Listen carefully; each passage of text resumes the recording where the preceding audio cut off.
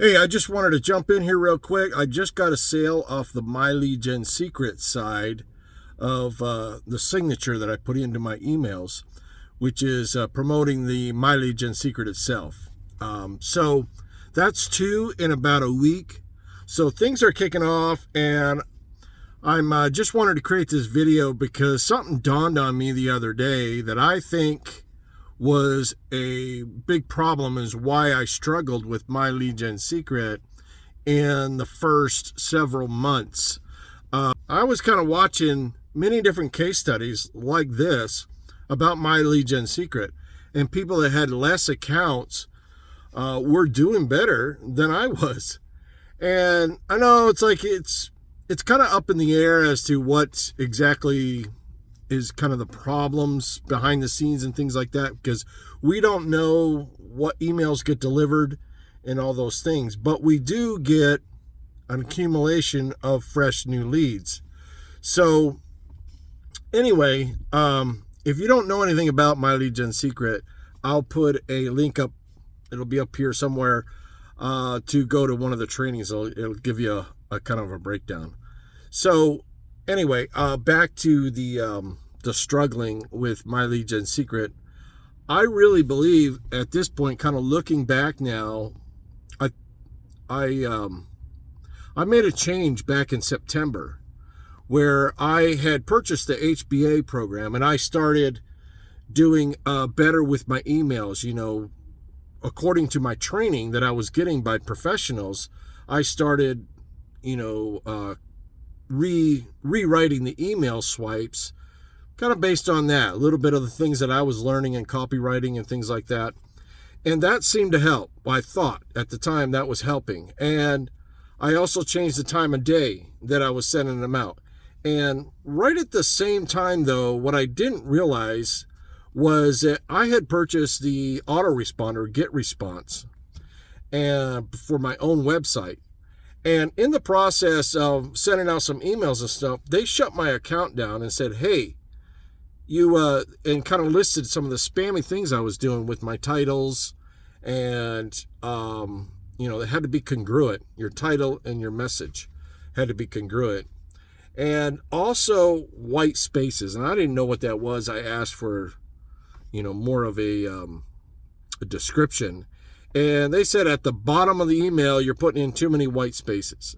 So I would leave this big blank at the bottom. I'd kind of hit enter a number of times.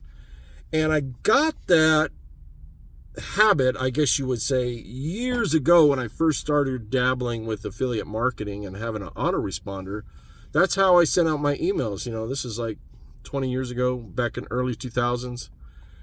And over the years, I would miscellaneous, periodically, I guess you could say, go back to emailing and do that kind of marketing thing. Well, I took a long break from it, and then when I got back into Gen Secret, they have like a training in there. It's kind of hidden. And one of the things that the guy mentions is, add some spaces at the bottom of your email. And so what I discovered, I later found out through HBA, what they were trying to do was leave a couple spaces, kind of because he didn't want people to accidentally hit unsubscribe, right? So, and I think the reason I did it originally, I'm pretty sure, well, I know what the reason was that's what I was trying to avoid. I didn't want people hitting the unsubscribe. And fast forward to today, though, I don't really care, because really, I don't know, that's a fear-based tactic that, whatever reason I picked up, started using it. It doesn't, you don't want that. You don't want people on your email list if they don't want to be there anyway, right? Because it just clogs up the email list, and then you get more people that aren't interested, and the autoresponders pick up on that, and then you're looked at as a spammy type of emails that are going out, so you don't get as many opens and responses. So you're not congruent.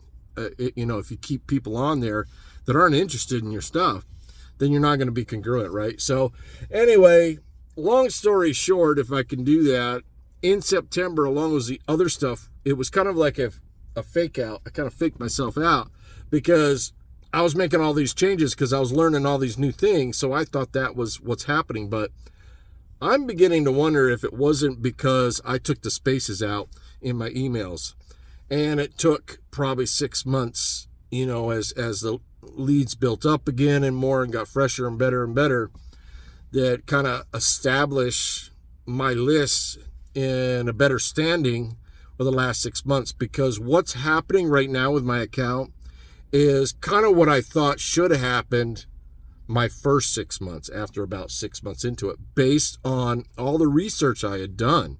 People, after about 6 months or so, the list had a chance to build up. They were getting a little bit more sales, especially if you had multiple accounts. Now I'm talking about, multiple accounts. If you got one account, I think it takes quite a bit longer, because, looking at one of my very first account is like my worst performer. But again, some of that could have been the way I was going about it. Now, I know there's probably not a lot of people out there leaving spaces at the end of their emails, but if you are, you probably want to stop that as soon as possible, because I'm almost certain that was the bottom line cause that was keeping my emails from getting read and getting the sales. Now, I was still getting good open rates. I was getting good click-through rates, so it was hidden. But I think maybe because of that, it wasn't going to a good people, buyers, with quality accounts and things like that. So I don't know. Could be just a theory, but I think that's one of the things. One of the other things I was trying that I got from Wes, I'll put a link to his channel, and he talked about just sending out the first 9,000 leads, because by default, my Gen Secret, after 9,000, it kind of stops right there. You still get more leads, you get fresh leads, but you only get to send out the first 9,000 unless you ask them to release that block. So when you do less amount, you get a higher open rate, and that could also, I suppose, help with sales. Now, I did that for a while, and kind of my plan is to do it for a while, kind of go off and on with it, so just kind of experiment and see what happens there. But I think overall, my lists are getting into a better shape because of basically learning the things that I had to learn about being a spammy marketer, because I had bad habits from the old days, if you will. So anyway, I hope that helped somebody.